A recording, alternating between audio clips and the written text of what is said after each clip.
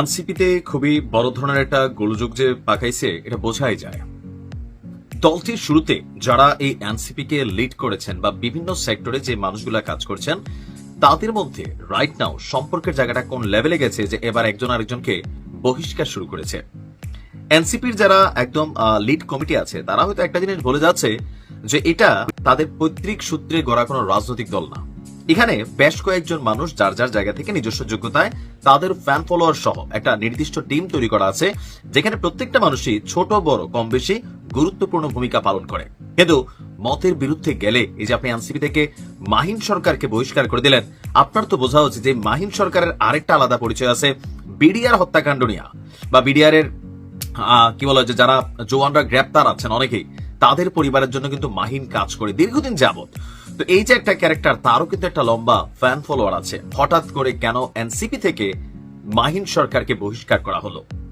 ঘটনার প্রেক্ষাপট আমার ধারণা যে আপনারা জানেন যে ডাকসুতে এই মুহূর্তে যে নির্বাচন সংগঠিত হতে যাচ্ছে, তো সেখানে বিভিন্ন দল বিভিন্নভাবে বিভিন্ন টিম তারা সেখানে আপনার মনোনয়ন দিচ্ছে বা টিম প্যানেল সামনে নিয়ে আসছে। এর মাঝখানে বৈষম্য বিরোধী ছাত্র আন্দোলনের সাবেক সমন্বয়ক এবং এনসিপি নেতা মাহিন সরকারকে নিয়ে ডিইউ ফার্স্ট মানে ঢাকা ইউনিভার্সিটি প্রথম এরকম প্যানেল ঘোষণা করছে স্বাধীন বাংলাদেশ ছাত্র সংসদের আহ্বায়ক জামাল উদ্দিন মোহাম্মদ খালিদ।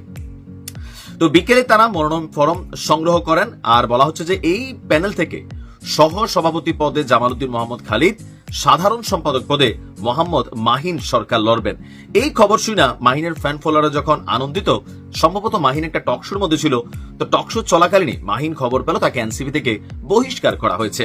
আমরা যতটুকু এখানে দেখলাম যে জাতীয় নাগরিক পার্টির যুগ্ম সদস্য সচিব পদে থাকা এই মাহিন সরকারকে গুরুতর দলীয় শৃঙ্খলা ভঙ্গের কারণে বহিষ্কার করা হয়েছে। এখন কি সে দলীয় শৃঙ্খলা ভঙ্গ?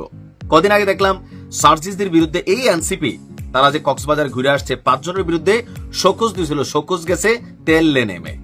শোকজ গত পরশুদিন আবার প্রত্যাহার করা হয়েছে যে এটা নাকি নিয়ম ভঙ্গ হয় নাই। তবে মাহিন কি এমন কাজ করছে তাকে সরাসরি বহিষ্কার করে দেওয়া হলো? আমরাও জানতে চাই মাহিনের অপরাধের জায়গা কোনটা। ডিউতে ভিন্ন জায়গা থেকে কোন একটা প্যানেলে ঢুকা বা এখানে কোন একটা কিছু হচ্ছে। গতকালকে রাতে জাতীয় নাগরিক পার্টির যুগ্ম সদস্য সচিব সালেউদ্দিন সিফাতের স্বাক্ষরিত এক চিঠিতে তাকে বহিষ্কার করা হয়েছে।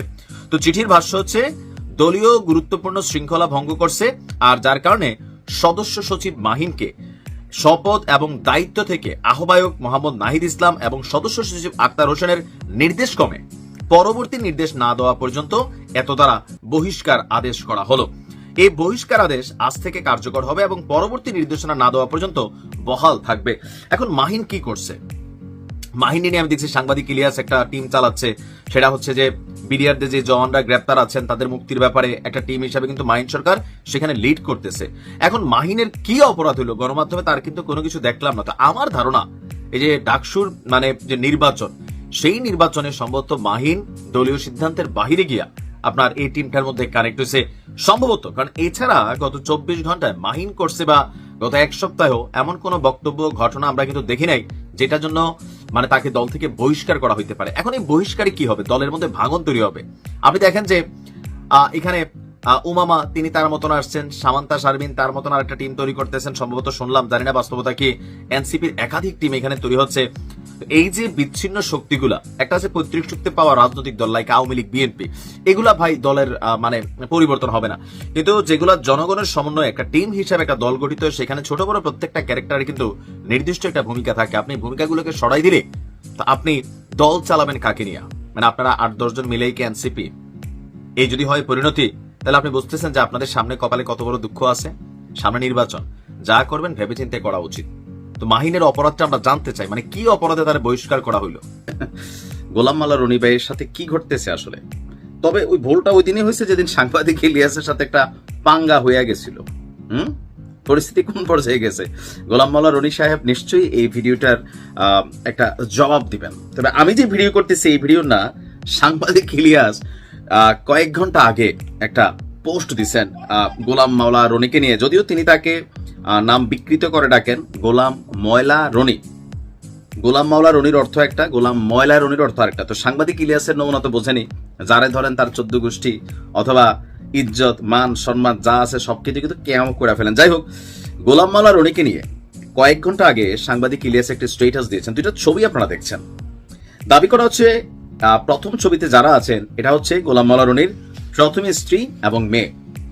আরেকটা ছবি যেটা দেখছেন, এই ছবিটাতে দাবি করা হচ্ছে এটা রনির দ্বিতীয় স্ত্রী, আর ওনার নাম হচ্ছে ফারজানা। তো সাংবাদিক ইলিয়াস তিনি একটা চিঠি আকারে একটা পোস্ট করছেন। তো এটা কি? রনি ব্র্যাকেটে গোলাম ময়লা রনি। নিশ্চয় ওনার বউ ওনারে গোলাম ময়লা রনি বলে নাই। তুই যদি, মানে প্রথম স্ত্রী রুনু রনি ভাইকে বলতেছেন, তুই যদি 48 ঘন্টার মধ্যে তোর দ্বিতীয় স্ত্রী ফারজানা আফরোজকে ডিভোর্স না করিস, তাহলে আমি সাংবাদিক সম্মেলন করে দেশবাসীকে সব জানিয়ে দেব। দেখেন, ঘরের শত্রু অলওয়েজ বিভীষণে হয়, মাঝে মাঝে বউরাও হয়, এরকম পাবলিক ফিগার জামাই হইলে আর কি। যাই হোক, এখন ইতিকে কামরুন নাহার রুনু তোর প্রথম স্ত্রী, আবার একটু নৈরা চুলা বসতে হবে নাকি বলেন? ক্যামেরাটা অ্যাডজাস্ট করি। মানে প্রথম ভাবি যিনি আছেন তিনি কড়া ভাষায় গোলাম মাওলা রনিকে চিঠিটা লিখছেন। তো এই চিঠি সাংবাদিক ইলিয়াসের হাতে কেমনে আসছে? ইলিয়াস আবার লাস্টে লিখছেন এখানে ইলিয়াস হোসেনের কোনো দোষ নাই, সবই মাওলার ইচ্ছা। মানে চিঠি এটা সামহাও যেমনেই হোক হয়তো সাংবাদিক ইলিয়াসের কাছে গেছে, তিনি পোস্ট করছেন। তবে এখানে কোনো ছবি চিঠির অথবা এটা কি গোলাম মাওলা রনির স্ত্রী ফেসবুকে পোস্ট করছেন এরকম কোনো স্ক্রিনশট এটার সাথে কিন্তু কানেক্টেড না।